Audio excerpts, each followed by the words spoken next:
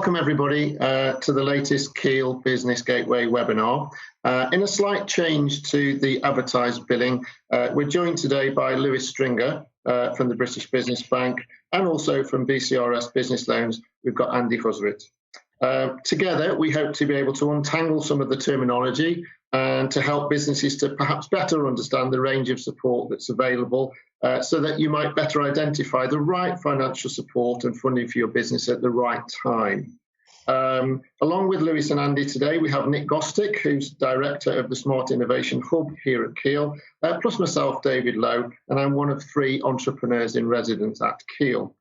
There are 2 ways for you to get involved today. The first is to submit a question. I think that's to the right-hand side of the screen. And the second, that's in the chat. And the second is to submit an anonymous question via email, which I think is at the bottom of the screen, and enter the question there. Me and Nick will be watching the live chat, and I'll be monitoring the emails, and then we'll be feeding those into discussion at the appropriate times. When we're finished today, the conversation will continue online on Twitter using the hashtag KeeleTalksBusiness, and the same hashtag will be used on LinkedIn. In terms of introductions, I've already been asked on the emails to say a little bit more about what an entrepreneur in residence does. So in brief, there are 3 of us working out of the Smart Innovation Hub at Keele, and we co-develop and co-deliver some of the high-quality programme content for our Innovation Leadership Programme, and we do this alongside academics from Keele Business School, plus with our external speakers. And that's where we get to contribute some of our more practical insights and knowledge, which is based on our real-life experience as entrepreneurs and managers of businesses. We also get to coach business leaders on our Innovation Leadership Programme, and we do this as part of an intensive one-to-one, typically over a period of about 6 months while people are on our programme. And the aim there is to help people to innovate, to develop, and hopefully to grow their businesses. I'll now ask Nick, Lewis and Andy to introduce themselves and to give a brief overview. So perhaps, Nick, if you could lead off with that. Hi, I'm Nick Gostick. I'm Director of the Smart Innovation Hub at Keele University, and also I'm head of the Keele University Science and Innovation Park. So we have about 40 innovation and science-led businesses on site. And also, when we get back in the building, we've got a fantastic hub for early stage innovation-led and growing businesses. Lewis? Thank you, David. My name is Lewis Stringer. I'm a Senior Manager at the British Business Bank. The British Business Bank is government's economic development bank. And 7 weeks ago, I was working in what's called the UK Network team, which was very focused on the demand for finance.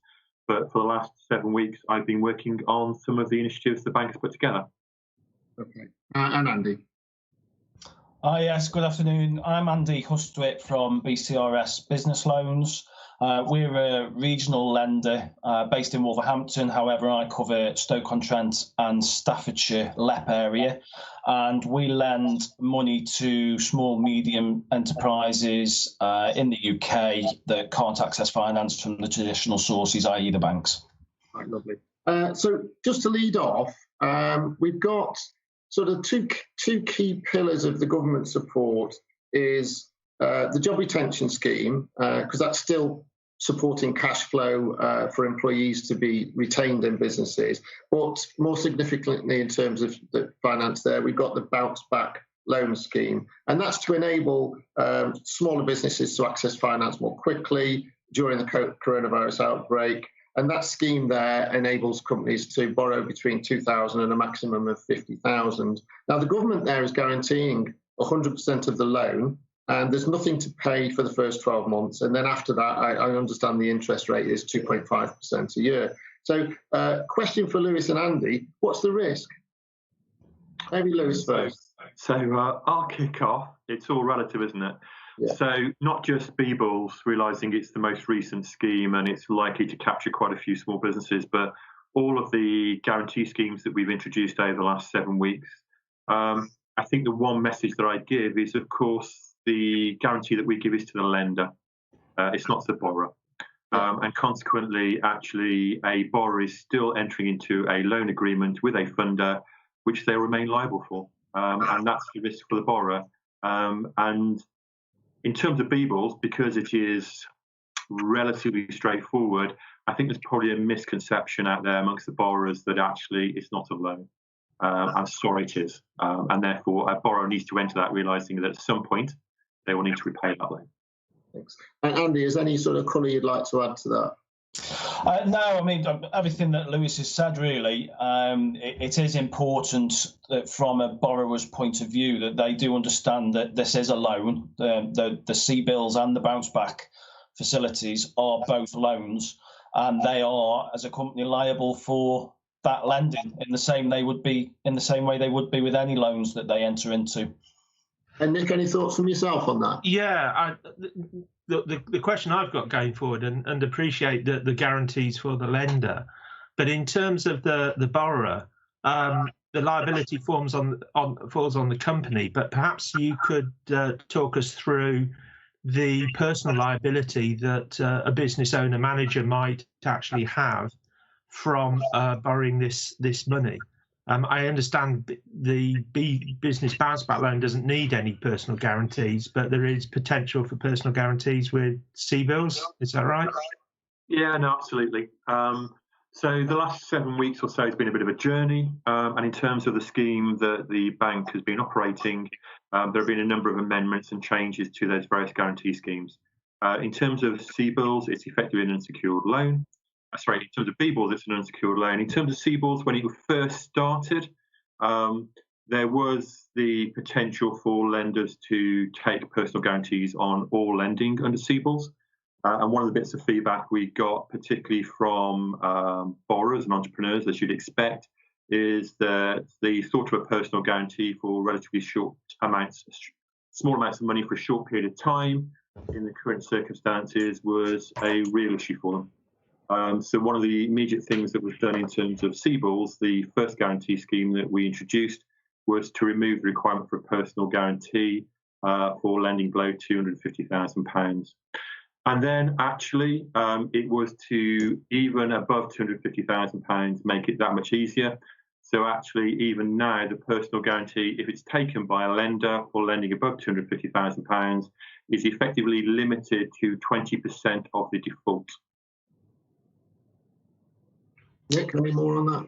Yeah, perhaps if I could check that at you as well, Andy, and just ask, as actually one of the lenders, what's your view to personal guarantees and the requirements? Are you going to ask for as much as you can in terms of a guarantee?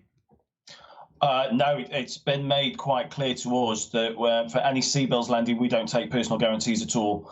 BCRS, although the CBILs originally was up to 250,000, BCRS's maximum is 150,000. We can't go above that level of lending, and we've not taken any personal guarantees for any of our CBILs lending. And just to clarify there, you're not involved directly in the scheme that we referred to on the outset of this, are you, or are you? BCRS aren't offering bounce back loans. That's predominantly the high street banks, but we are a CBILs accredited lender through the British Business Bank. Okay, thank you for that clarification. That brings forward two interesting things, David. So the first thing is, and Andy's a far more experienced lender than I am, is that in reality, those schemes are effectively carrying up the normal rules around lending, particularly BBLs. So again, to reflect the current circumstances, and Andy isn't one of these, but if you spoke to a grey-haired banker, then actually the thought of doing this type of lending is completely alien to them. Wow. And actually, to some degree, although I've got to be careful, there are operational issues at the start of CBILs, and I think those operational issues were as much around people's view of the world and how they historically lent money or how they were brought up as anything else. And again, we have all, including the lenders, had to adapt and change our mindset to reflect the current circumstances. Andy, and I'll spare Andy's blushes, BCRS and the whole responsible finance providers do an excellent job and continue to do an excellent job. But what's also interesting is that BBLs has almost perverted the marketplace a little bit because of the relatively cheap rate and the level of due diligence. It actually probably cuts across existing lending structures. So again, Andy will please correct me, but because ultimately the lenders are still lending their own money, their own capital. Charging an interest rate of 2.5% is great for a borrower, of course it is, but not necessarily great for a lender in terms of lending their capital. Yeah. So in terms of the job retention scheme that I mentioned, because it is obviously still a source of valid cash flow, and it is supporting people staying in their jobs as opposed to losing them through redundancy, that's now been extended through to the end of October. And people are still going to be receiving 80% of their current salary up to that 2,500. But then we've got this new flexibility being introduced from August, and that's to get employees back to work and to boost the economy as they do so. So as we're reopening, and those furloughed workers, they are returning, perhaps initially on a part-time basis, is that going to be the time and the place for that additional funding outside of the emergency funding? Is that going to be the time and the place where people have got to put cases together to get loans into the companies to take them to the next step? What are your thoughts on that? Maybe Andy first on that. Yeah, I think that this is a really tricky topic, because from a lender's point of view, and before joining BCRS, I was 20 odd years with Royal Bank of Scotland and NatWest, so I've been in that space as well as this space. It's a difficult one to position, because the emergency funding, if that's what you want to call it, i.e. the bounce back loans, the CBILs, everything else that they can do through the various grants or options that are available, is all very much, for some businesses, that will see them through this period, and it will see them beyond this period, and they will be able to start to trade and trade out of the lull that they've been experiencing. For other businesses, it's a survival mechanism that potentially they are going to need an increased boost in finance when they start to open the doors, because if you think of a manufacturing business, for argument's sake, they're going to need to start buying in raw materials and the labour and everything else that goes alongside that before it's much slower for them to turn the tap back on. So it'll be interesting from where I sit at BCRS to see how the banks react to that, because essentially we've still got businesses that haven't got that financial performance behind them but need that cash flow to go forward. And from BCRS's point of view, we've always done projection-led style lending anyway, and it's about how we get the robust information from those businesses, robust financial information and forecasts, that gives them a fighting chance of being a business that can benefit from additional funding moving forward. So I think in summary, the key is going to be the financial information, for whether it's a tier one mainstream bank or whether it's a BCRS type lender. It's got to be on the financial information. And Lewis, have you got some colour to add to that as well? Yeah, I guess so. And I'll probably go back a little bit before we go forwards, but Andy raises some great points. So the first thing I'd say is that 7-8 weeks ago, probably over 70% of all businesses either didn't have debt in their business, didn't look to take debt, didn't want to take debt. So actually, almost overnight, through necessity, that mindset within a business has had to change. And I think, again, part, not only, but part of the operational issues that were faced from the outset was a lack of knowledge about how debt, borrowing worked, how financing worked, actually, to some degree, amongst the vast majority of businesses. So that's the first thing. So the reason I mention that is because, again, I think we're going to have similar but slightly different issues, hopefully, when we do bounce back in terms of the economy. And one of the things I think somebody, and I'm going to guess at some stage it will fall in our direction, that needs to start thinking about is that we're going to have a significant number of businesses that have a significant amount of debt on their balance sheet. And therefore, if they are capable of growing, and it's not just been about survival, how do they fund that? How do we, UK PLC, fund that? So I think one of the interesting things to potentially look at is a potential switch from debt to equity as part of that growth journey, because not all businesses were looking to take equity to grow their business. They didn't like to lose control of their business. So hopefully, if everything rights itself, it's going to be interesting to see how that turns out and goes forward. Because again, as an organisation, we are an equity provider in the same way as a debt provider. Okay, so where businesses have applied for either CBILs or a bounce back loan, Lewis, perhaps you could, does the business bank have a view as to what they should be spending this money on? and are there any restrictions on what you can't spend it on, and what's the balance between using the funding just to survive for working capital, or is there a possibility to actually use some of the money to change their business model, change their products for what might be a new situation post-COVID? Okay. It's always interesting when we have webinars over the last couple of weeks where the emphasis has changed towards what we're facing and to what we are going to have to do going forwards, which is, I guess, is positive. I'm not sure we're there yet, if I'm being honest. I don't feel like we're there yet, but maybe that's me being pessimistic. But in terms to answer your questions, in terms of BBILs was largely introduced to support businesses at the smaller end of the marketplace very quickly. And consequently, it's been designed and the due diligence has been designed around ensuring that happens rather than not happen. One of the caveats to the criteria is that the BBILs lending cannot be used for personal reasons. We'd expect that anyway. And another relates to refinancing of debts. But other than that, it's pretty open-ended in terms of what it can fund. Okay? The expectation, of course, is that it's used rightly or wrongly to enable businesses to survive over the next X number of months. The reality, if I'm being honest, is a lot of my inquiries are from people not being opportunistic, but seeing it as an opportunity to fund their business in a quick, cheap way for hopefully growth going forwards. So there are still those businesses out there that are seeing this as a form of finance, rightly or wrongly, to do that growth piece subsequently, either because they're there now or they expect to be there in a month or so's time. CBILs is a little bit more restrictive. Again, that scheme, more than any other, has been a simple replacement of the existing EFG scheme. So again, part of the operational issues we had were the existing accredited lenders switching from that EFG mindset, which was all about security and collateralization, to more of a, this is about survival mode, mate, guys, and you need to be looking at the viability of the businesses from a historical basis. So that's involved a mindset in terms of the lenders, and most of that lending has been for that very purpose. Does that mean it can't be repositioned, Nick?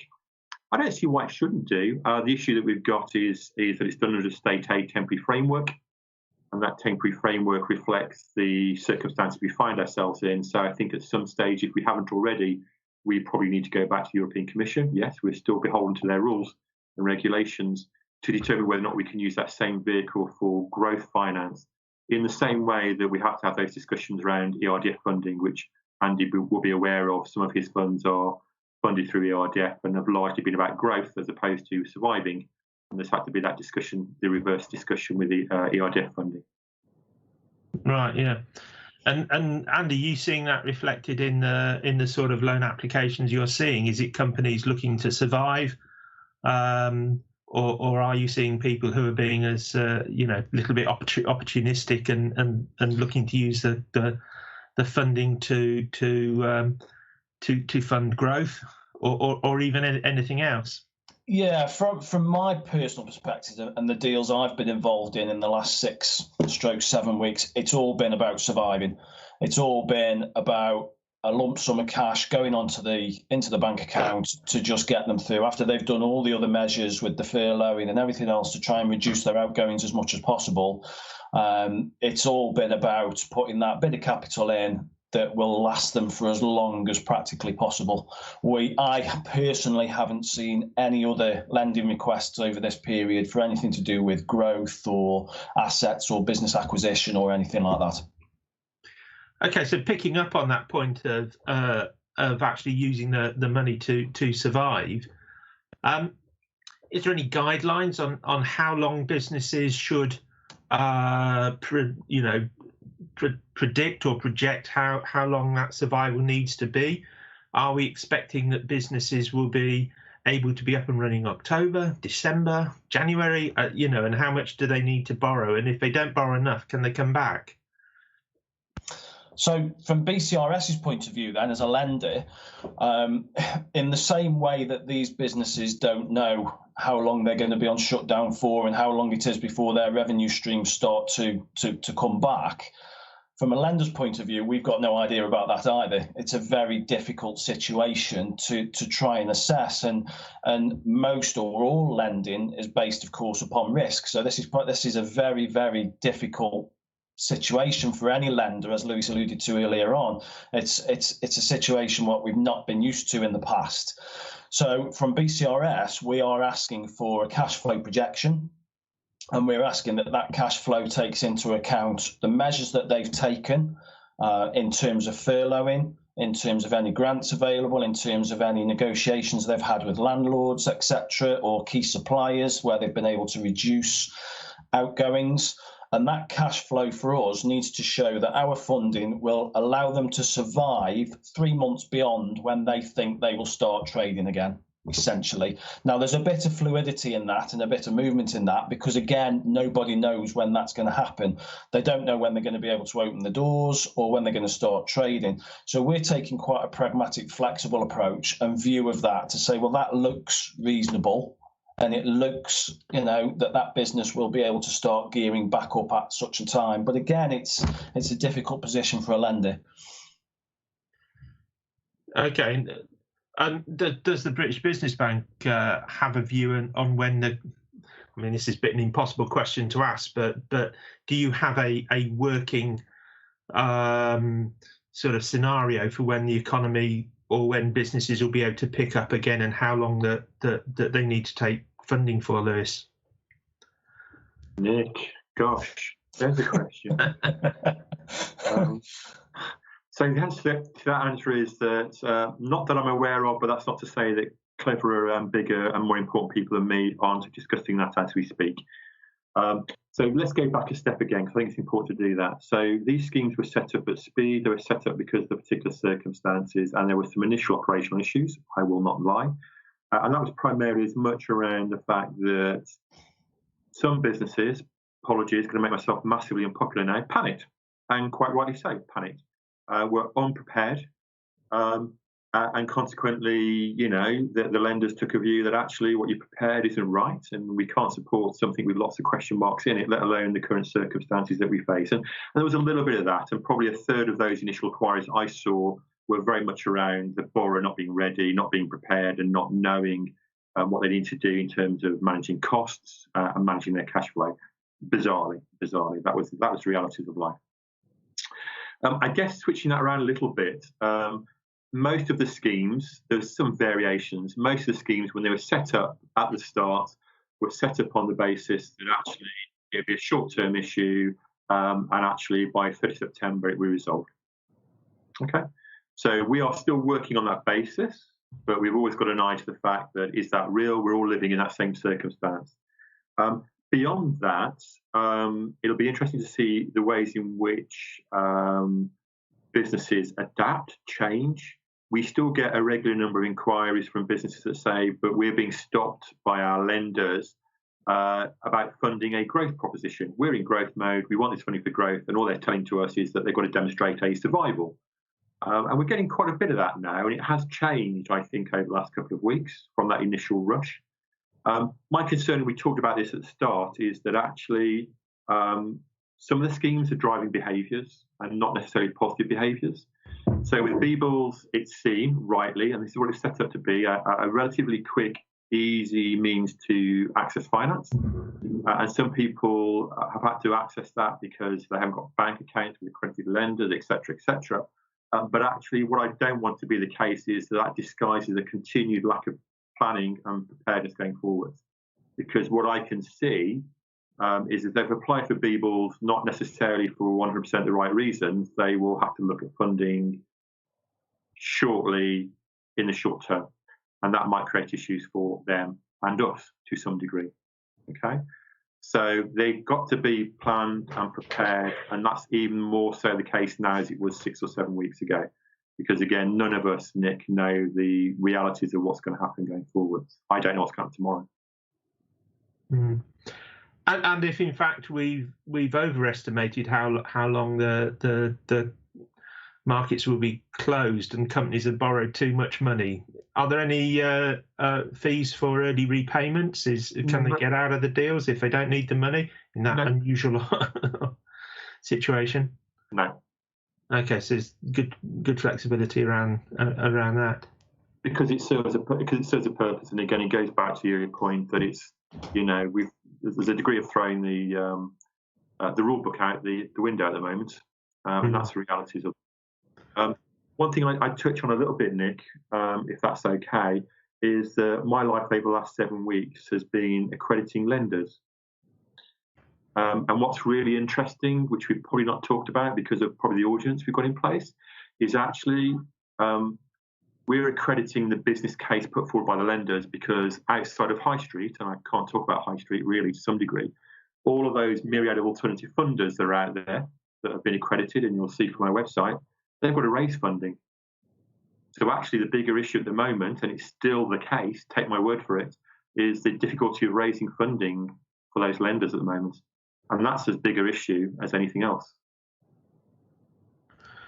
Yeah, so is that going to limit these schemes, and is it going to be that the money will run out effectively? No, because again, what's happening in reality is CBILs, and to some degree BBILs, but less so because of the cost of capital. CBILs is market making. Lenders are coming to us and saying, we've got institutional funders here, but they're only interested if we can get CBILs accredited. Right. Okay. So that's the interesting thing from my point of view. As divorced I am from working with borrowers and individual businesses, unlike Andy, actually my life over the last 7 weeks has been bizarrely talking to institutional lenders about the flow of capital into those businesses as opposed to the practicality of the scheme. That's almost superfluous to it. Yeah. How that bounces back, Nick, is the bigger issue for me, and to what degree investors and institutional funders see the norm and therefore the capital flows. There's money there. It's just releasing it. Yeah. David, did you jump in? Yeah, to link back to some of the things that both Lewis and Andy have mentioned there in that last few minutes. If I'm a business owner now, and obviously each person's journey is individual and the permutations are unfathomable, really, but what should I be looking for right now if my cash flow is still tight, or my cash flow is tight and I'm choosing my options? So should my business be looking for loans, or should it be looking for investment? So, Andy. Yeah, and I mean that's quite a difficult one to answer really, because it's going to be very specific to an individual business. As Lewis has already mentioned, looking for an investment tends to result in giving up some equity, which some businesses just don't want to get involved in. However, there's a lot of businesses out there that don't like taking debt and have somewhat been forced to take debt over the last 6 or 7 weeks, which is where the ability to repay without the charges is ideal for them, because they want to get it cleared off as quickly as possible because of their they don't like to have that debt in the business. It's going to be different per business as to whether they go down a debt route or an equity investment route. What I would say from a lender's point of view and from a responsible lender's point of view is that you need to explore all the options available to that business and then make a business decision internally as to which route they go. So have they done everything that they can do in terms of furloughing? Have they negotiated as much as they can in reducing their outgoings themselves without any support? Have they got hold of any grants, if they're available for any grants? And there's the LEPs in this country have growth hubs that they can speak to and get information on that, and that's fine. And then really, if it is a choice between debt and equity, that's a business choice really, and whether they get a professional in, i.e. an accountant or a business advisor to help them with that decision, it's entirely down to them. As a responsible lender, we would always, when I'm writing an application or speaking to a customer about writing an application, I will always ask them, have they been to their bank first? Have they explored all the other options to them before they start entering a contract that they're going to start paying back, immediately with a CBILs loan? Although the first 12 months interest is covered by the British Business Bank / government, they've still got to maintain those capital payments. So we tend to have quite an honest conversation with these businesses at the start of any appointment to make sure that they've explored everything they can do. Yeah. And Lewis, any colour to add to that from your perspective? I guess just coming back to the question in terms of debt and equity. Equity, certainly at a small level, you get lots of businesses, particularly early stage businesses, and some of those will come out of universities that see equity as the route to go down. And a little bit more open to it, but that's not the case, as Andy alluded to, for a lot of businesses where they see loss of control. I think because we are going to be faced with a large number of businesses with debt in their balance sheet, it's being able to fund that growth piece. Because as Andy quite rightly said, with some exceptions, High Street typically is not looked at funding on a forecast basis on projections. It's been historical, it's been on balance sheet. And if they're faced with those types of balance sheets, what's their appetite going to be in normal circumstances? So I think there'll be a switch. I hope there's going to be a switch, a mentality between debt and equity a little bit, and seeing equity as a route, rightly or wrongly, realising some of the evils that exist in terms of loss of control. Because equity really is a great growth tool in terms of funding. And it's something the bank's done at an early stage. And again, one thing I need to plug as I'm on the line is that today we've launched our fourth fund, our fourth initiative, and that's the Future Fund. Yeah. And again, that is, albeit a convertible loan, is very much on an equity basis. And that's a reflection that actually there are quite a few businesses that were looking to raise equity through no fault of their own at an inopportune time. And actually that marketplace from a capital point of view has fallen off a cliff. So that Future Fund's been set up to really just try to leverage the existing private equity that's out there on deals that are very close or were very close pre-COVID to being done. So again, we're already starting to flex that and to look at what the equity route could be going forwards.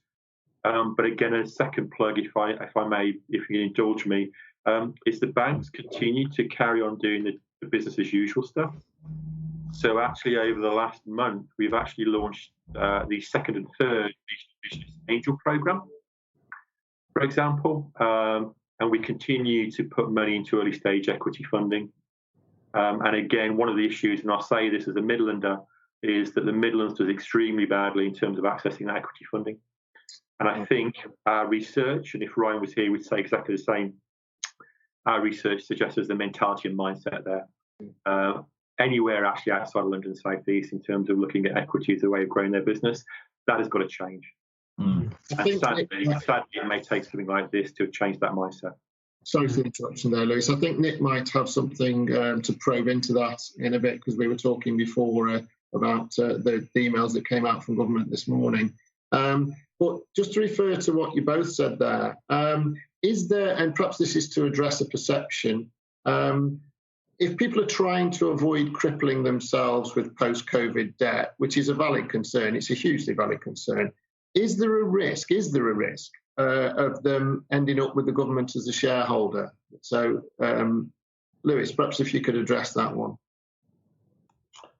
Yes, is the answer to that. And actually, in normal times, and you can look at our accounts, so it's not a secret, the bank performs very well financially, and it largely performs well financially on the back of the early stage equity investments that it makes on behalf of government, not the debt side, which forms the majority of our business. Because we're investing early, and therefore because we're probably taking a good stake at a reasonable price, and are able to follow that through to some degree to proper future rounds, then actually taxpayer does very well out of that by comparison to debt. The Future Fund has largely been set up to reflect that, the fact that actually in these circumstances with the Future Fund, we don't want to be a shareholder, thank you very much. So actually that's why it's a convertible loan, and if you do a round that we can convert, we'll convert, thank you very much. And we'll, because again, our job would have been done, you'd have been successful, grown, got a further private sector investment, and that's the way the Future Fund's been set up, whereas most of our funds are largely commercial. So do we want to be a shareholder in the funds that come through Future Fund? Yeah, well, we'll see. But are we set out on that basis? No, we're not. Yeah. Andy, your perspective on that? Well, Not really having one. We don't get involved in any of the equity side of things. No, we're purely debt provider. Yeah. I think people are in that place now where they've got to make some decisions that, just a few short weeks ago, you'd never have dreamt of it. No. But now, the government support and the pillars of that support are clearly making a difference, but there's still going to be some very hard, and right now is some very hard decisions being made. Just to link on to another bit of that previous conversation we were having about sort of loans and post-COVID, how are people going to, because you were saying you don't know what you don't know there, and everybody's sort of in the same boat. So what can people be thinking about now where they're looking to be able to demonstrate that the business is viable post-COVID? What can they be doing when they don't know what that world's going to look like? So have you got any hints and tips that people can be thinking about ahead of when they're going to need to act? They've got to continue to adapt. So actually, I'm not sure what percentage of the business community this reflects, but I've seen some great examples of businesses adapting, changing markets, changing ways of doing, changing products. And there's a horrible word called innovation, isn't there? I realise I'm in a university environment. No. Define innovation, which then takes half an hour. As an alumni of a university, Nick knows me well. But actually, yes, I think those businesses that have been able to do that, and let's call it innovation, have actually thrived. And again, there's a Northants business that I've just done some social media on. And without disclosing, they were struggling 6-7 weeks ago, but because they did electronic mail, they're doing exceptionally well. So they've gone from a troublesome portfolio company through no fault of their own to actually flying. Yeah. I'm not sure that's going to be right for everybody though, David. I'm not sure how many businesses that can possibly capture, but you've got to innovate, do things differently. It's just to get people, because obviously everything is very, very fast moving at the moment. And if you've got some reasonable confidence that you're going to get through to the other side, it really is a matter as a business owner or a business leader to understand what the options are. Even if you're not going to press those specific buttons, it's good to know what your options are so you can make some well-informed choices. So I think perspective is everything there, because the situation will be unique. But yeah, if we can do anything to help people inform good decision making, or as good as it can be, I think that's a great thing. Nick, we were talking before we started today about the Future Fund, because we were reading the communications from the government this morning. So I'm really glad, guys, that we've touched on that. But Nick, do you want to take it forward from there? Have you got any particular...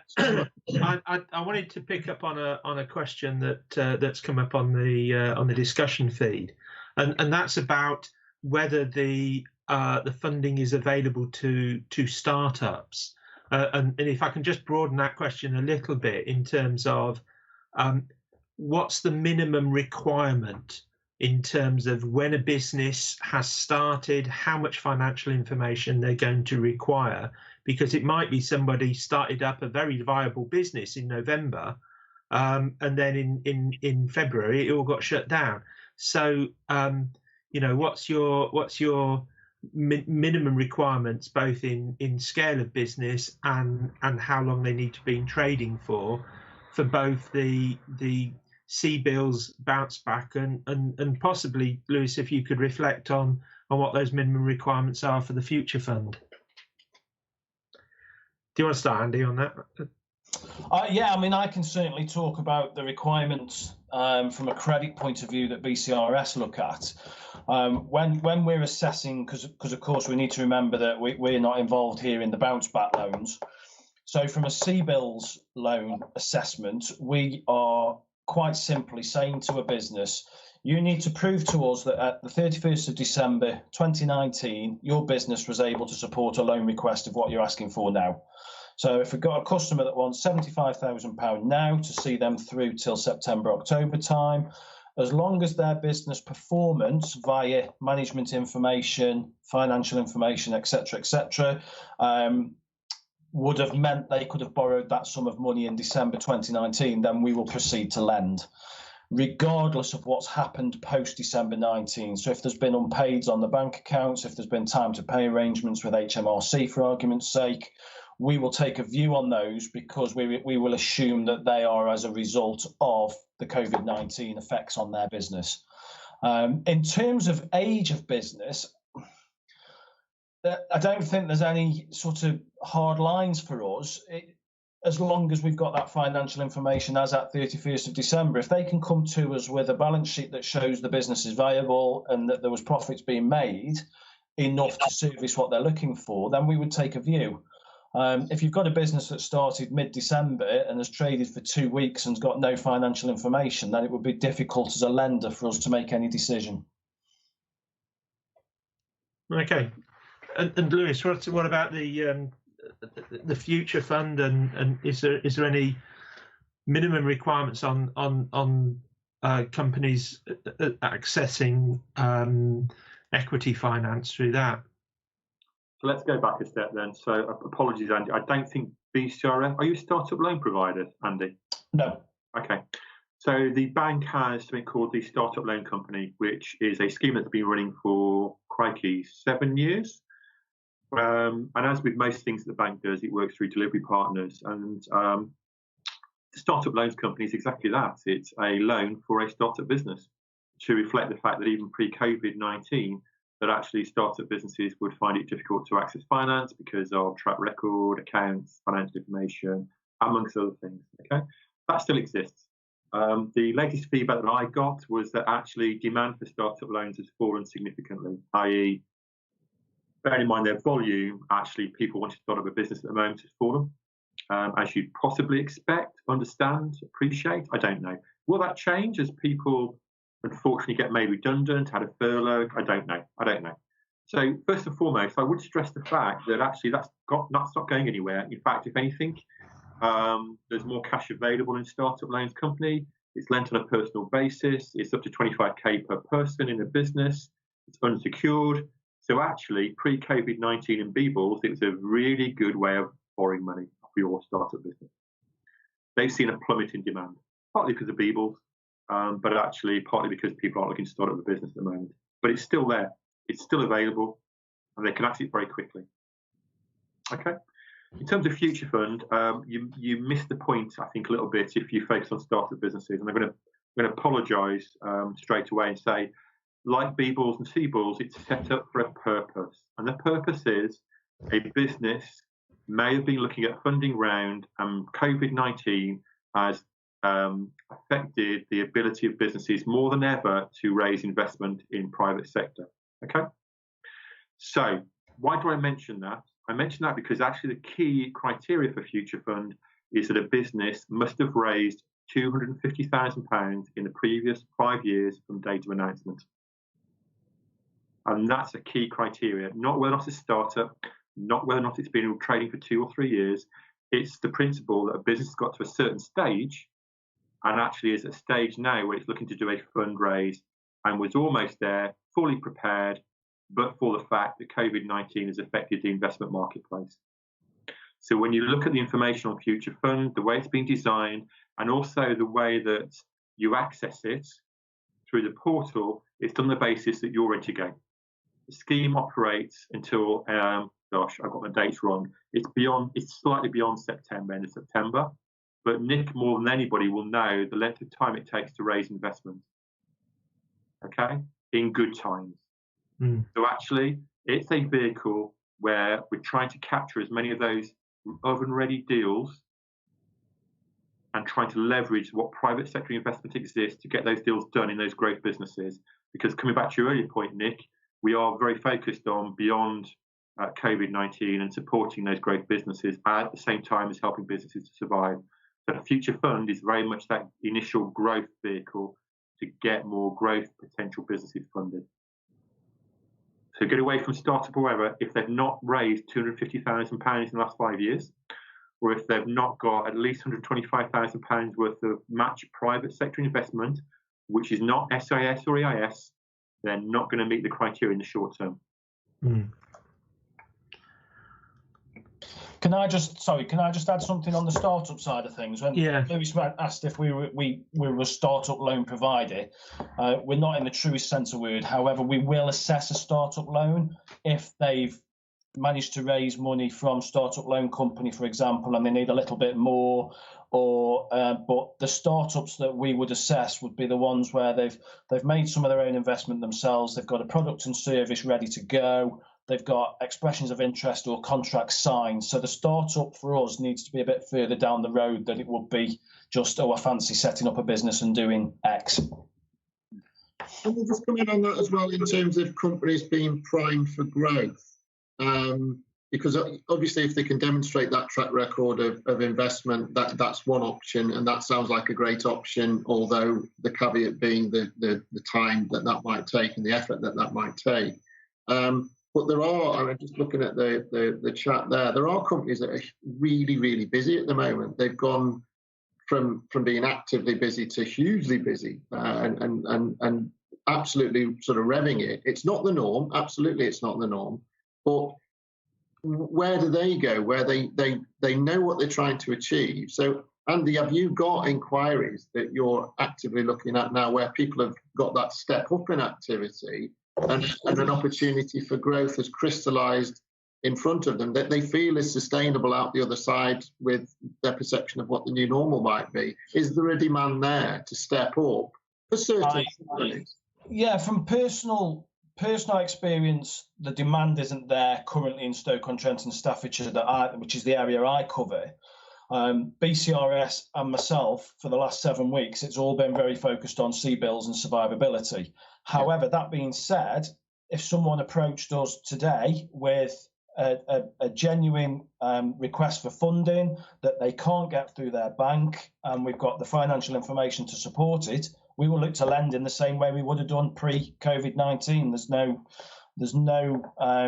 We've not stopped lending in that space. It's just that the demand is coming from CBILs.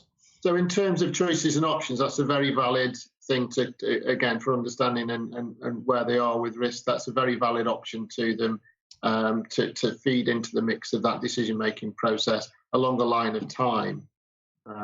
So that is, they can come to you is the bottom line there, and you would receive that. Yeah.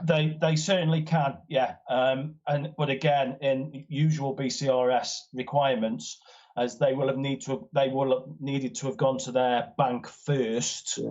If they aren't then successful in their bank, that's when we can look to lend. But we will assess a lend on its own merits, whether it's survivability or growth. I think where I'm coming from there for both yourself, Andy, and Lewis, is that we're not going to potentially, hopefully, not miss out on some real opportunities where companies can step up and can grow and can create jobs. There's a lot of new jobs going to come out the back of this. It's perhaps by no means going to cover all the job losses, given what the Chancellor was saying very, very recently.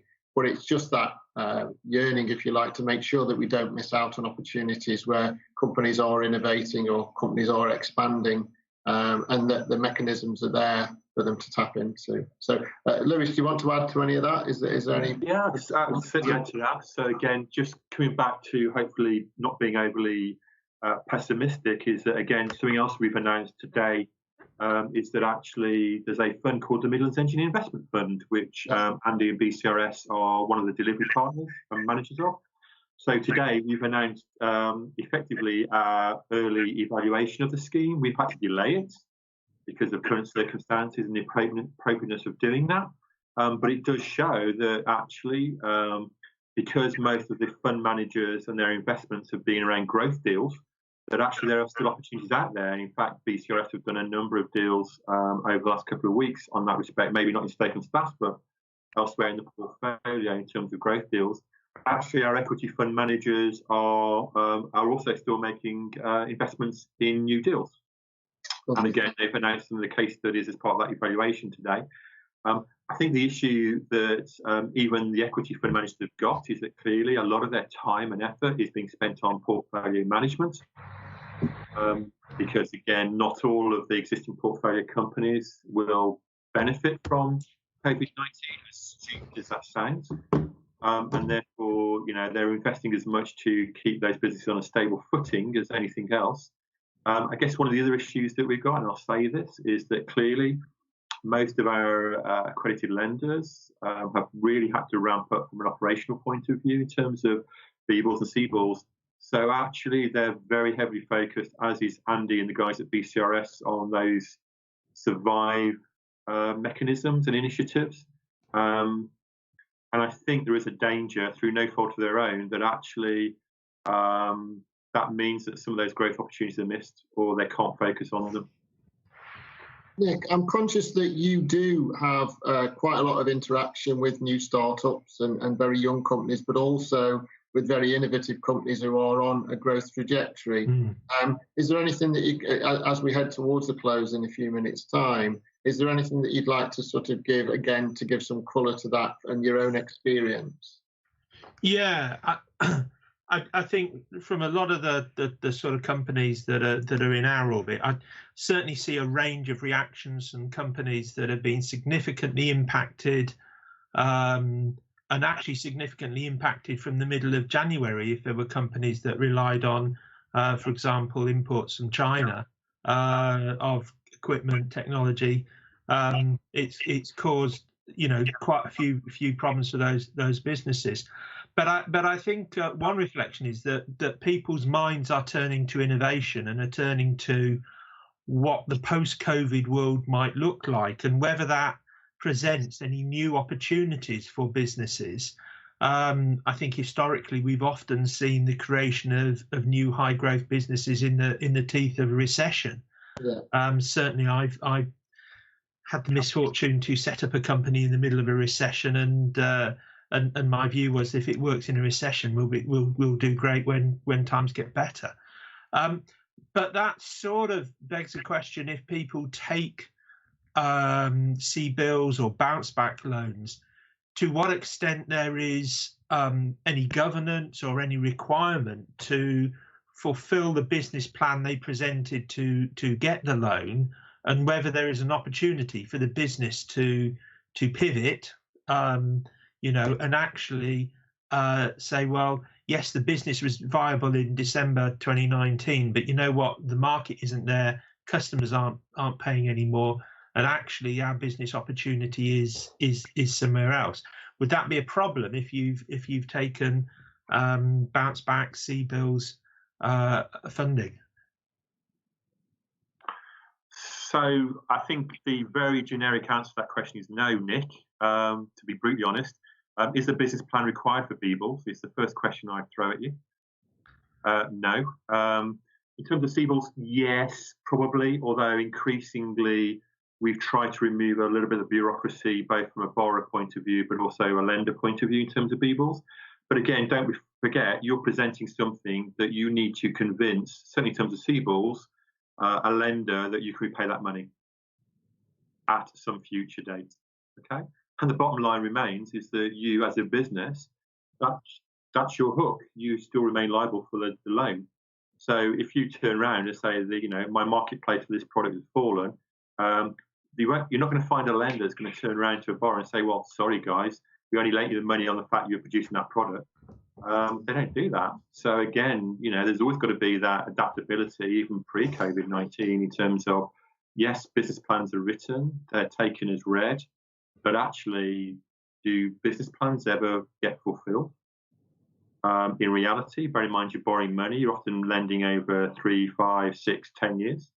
Unfortunately, as we found in the last 6 or 7 weeks, things change, don't they? Yeah. And Andy, how would you feel if you offered a CBILs loan to a company that presented a business plan and financials as to what they were doing in December, but when they come back to you and say either we can't repay you or can we repay on a different pattern or whatever, that the business is actually doing something entirely different because they pivoted to a new market or focused on new products? Yeah, I think we need to be a bit mindful that that's self-employed business outside of a COVID environment anyway. Yeah. Every SME that you deal with will adapt and change and offer different products and follow different routes and find different markets, because that's just who they are.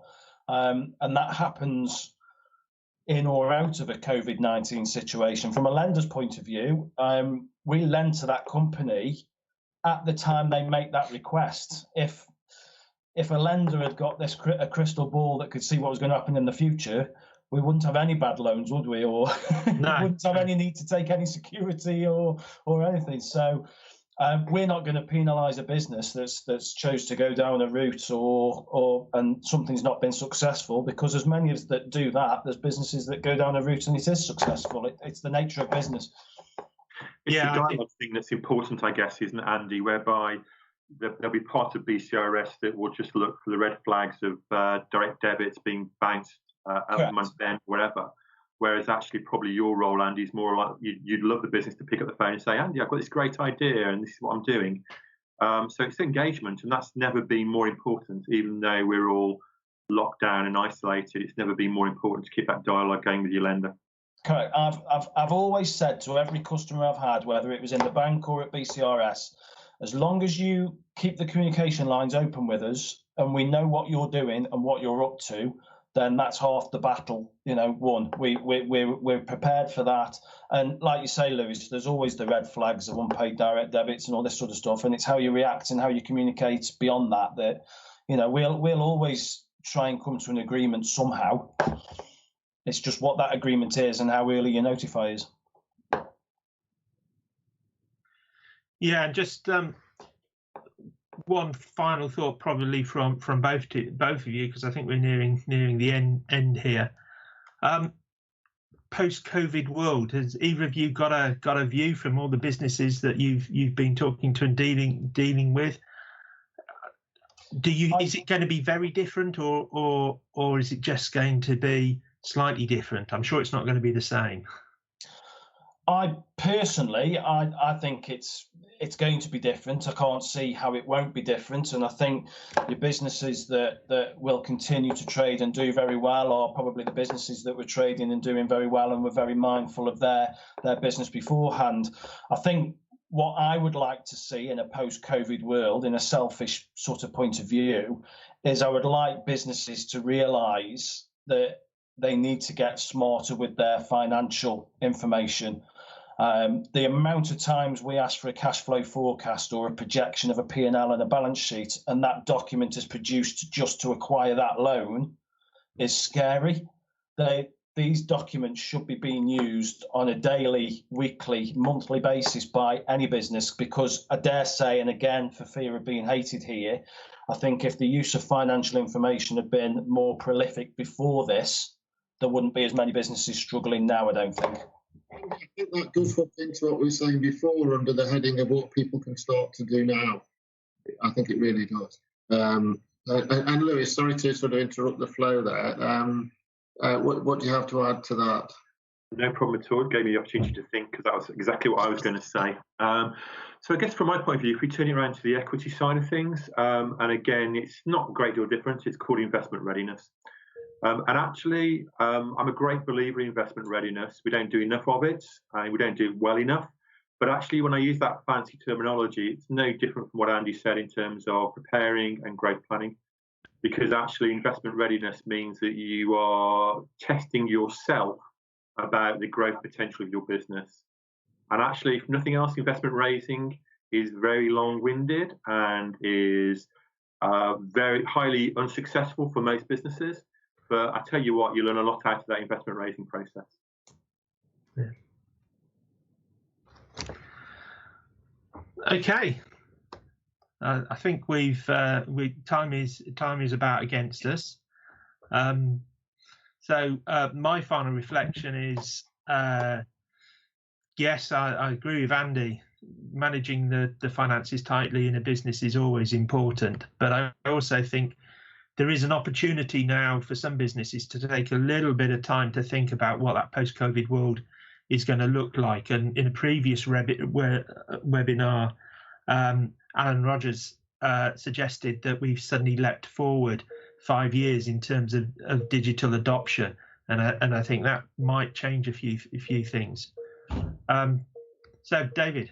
Yes, thanks, Nick. And again, to echo that, and I think if there's one thing that did come into focus for me at the end there is that need to just get the basics right in terms of management information and having a good, robustly populated management information system that you can then use to feed that information into someone who is investing, or if you're applying for grants. It just makes absolute common sense and I'd reflect it. I'd agree with you, Lewis. That's exactly what people should be doing.